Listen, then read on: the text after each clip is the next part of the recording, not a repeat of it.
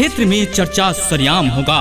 जी हाँ, क्षेत्र में चर्चा सरेआम होगा और इस बार भी ग्राम पंचायत टेकनिवास से वर्तमान मुखिया रामेश्वर राय का नाम होगा। जी हाँ, याद रखें, आपका अपना मुखिया रामेश्वर राय, रामेश्वर राय, रामेश्वर राय। याद रखें, रामेश्वर राय को अपना बहुमूल्य वोट देके भारी से भारी मतों से विजयी बनाएं। आइल बानी रहू रे दुवरिया, केने बानी सुनिए भैया, कदी न दाया हम पे पार हो जाई नैया, मांगले आशीष में सबर आइल बारे हो दुवरिया।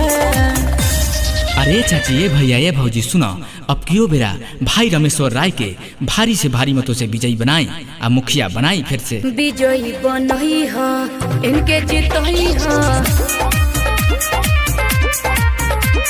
विजयी बनई हा, इनके जीतई हा।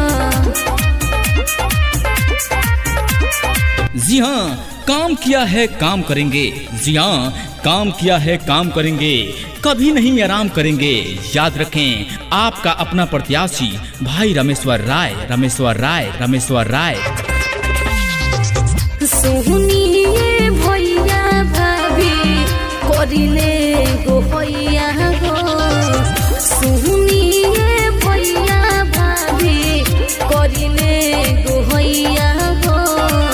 भैया रामेश्वर राय के बचैहा पगरिया हो, भैया रामेश्वर राय के बचैहा पगरिया हो, भैया रामेश्वर राय के। एक बेरी कह के है करी विश्वास, देखो चल मनवा के पूरा होया। जी हाँ, याद रखें, इस बार के पंचायती चुनाव में पुनः रामेश्वर राय को अपना बहुमूल्य वोट देकर भारी से भारी मतों से विजयी बनाना है। याद रखें, रामेश्वर राय, रामेश्वर राय, रामेश्वर राय। फिर से बने भैया मुखिया हो, हर ली है सबके दुखिया हो।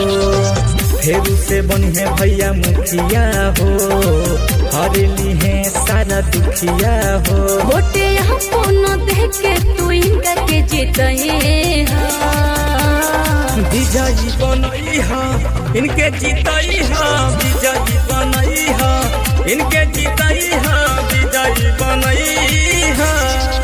याद रखें, ग्राम पंचायत टेकनिवास से मुखिया प्रत्याशी वर्तमान मुखिया रामेश्वर राय को अपना बहुमूल्य वोट देकर भारी से भारी मतों से विजयी बनाएं। को बता दें कि रामेश्वर राय ने अपने विगत वर्षों में जो कार्य किया है वो काफी सराहनीय है। अतः सभी माताओं और बहनों से निवेदन है कि इस बार के भी पंचायती चुनाव में रामेश्वर राय को अपना बहुमूल्य वोट देकर भारी से भारी मतों से विजयी बनाएं। रामेश्वर राय जिंदाबाद, जिंदाबाद, जिंदाबाद, रामेश्वर राय जिंदाबाद, जिंदाबाद, जिंदाबाद, ग्राम पंचायत टेकनिवास की जनता जिंदाबाद, जिंदाबाद, जिंदाबाद, रामेश्वर राय जिंदाबाद, जिंदाबाद, जिंदाबाद, रामेश्वर राय जिंदाबाद, जिंदाबाद, जिंदाबाद, ग्राम पंचायत टेकनिवास की जनता जिंदाबाद।